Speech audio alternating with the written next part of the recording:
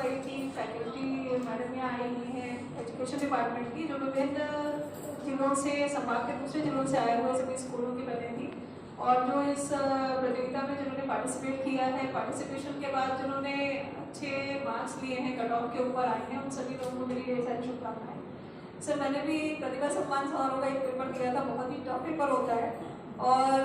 हम तो cut off तक नहीं पहुंच पाए थे सर। सो आज ये ध्यान करके मुझे वापस ध्यान आ गया कि लेकिन सर अच्छा काफ़ी अच्छा पेपर होता है सर, स्टैंडर्ड पेपर होता है। जिसने नहीं पढ़ा होगा, जिसने नहीं समझा होगा पूर्व के अगर एग्जाम पैटर्न को, तो इसमें क्वेश्चन हल करना सर यूपीएससी की क्वेश्चन टाइप भी होते ही है, क्वेश्चन भी बाद में जाना ये चीज़। लेकिन जिन बच्चों ने ये मेहनत करके इस एग्ज़ाम को क्लियर किया है, जो कट ऑफ के ऊपर आप सभी आए हैं, तो मुझे ये तो लग रहा है कि ये सभी आउटस्टैंडिंग स्टूडेंट्स होंगे जो यहाँ बैठे हुए हैं।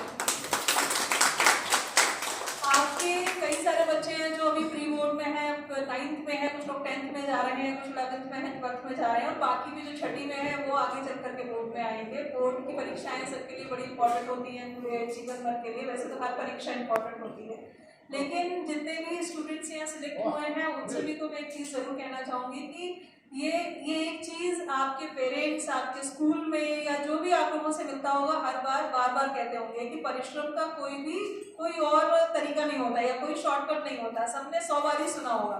और इसीलिए कई बार अपने लोग सुनने के प्रति अपना एक रेजिलियंस आ जाता है कि क्या है, एक ही बात सब लोग कहते रहते हैं। लेकिन ये एक बात में ही एक्चुअल सार है कि अगर इस समय पर हम लोगों ने अपना परिश्रम कर लिया, जिस भी कक्षा में आप हैं, जो आपका करिकुलम है, जो आपका पाठ्यक्रम है, जो किताबें हैं हमारी, हमें ये लगता है कि छठी कक्षा में पढ़ी गई किताब का हमको कभी काम ही नहीं पड़ेगा, या जो कभी हम प्रतियोगी परीक्षाएं देंगे तो उसमें कोई छठी का पेपर थोड़ी आएगा या इसका क्वेश्चन पेपर थोड़ी आएगा। लेकिन ऐसा नहीं होता है। जो चीज़ें हम लोग छठी में पढ़ते हैं, 7वीं 8वीं 9वीं 10वीं 11वीं 12वीं, यही सब चीज़ें हमारे कॉन्सेप्ट्स डेवलप होने शुरू होते हैं, और यही आगे चलकर प्रतियोगी परीक्षाओं में या जीवन में आप जो कुछ भी करेंगे उसमें पढ़ाई का कोई ना कोई चीज़ आप याद करके देखिएगा कि आपकी पढ़ी हुई वो आपको याद आएगी। दूसरा, जब हम लोग यूपीएससी की तैयारी शुरू करते हैं तो आप सब बच्चों को मैं बताऊं कि छठी कक्षा से 12वीं कक्षा की एनसीईआरटी हम लोग दोबारा पढ़ते हैं।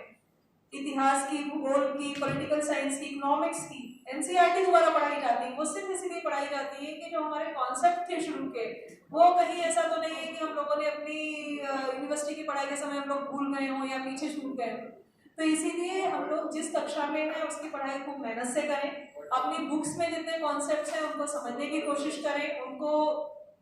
एक लेवल 1 की चीजें हम लोग किसी एक कक्षा में पढ़ते हैं, फिर हमारे लेवल्स अप होते जाते हैं। तो ये जब लेवल्स अप होंगे तो हमें लेवल 1 चाहिए रहेगा लेवल 2, 3 या 4 पे जाने के लिए। तो सभी लोग अच्छे मेहनत से पढ़ाई करेंगे, मेहनत का ध्यान रखेंगे। अपने सबके अपने टाइम शेड्यूल होते हैं, जैसे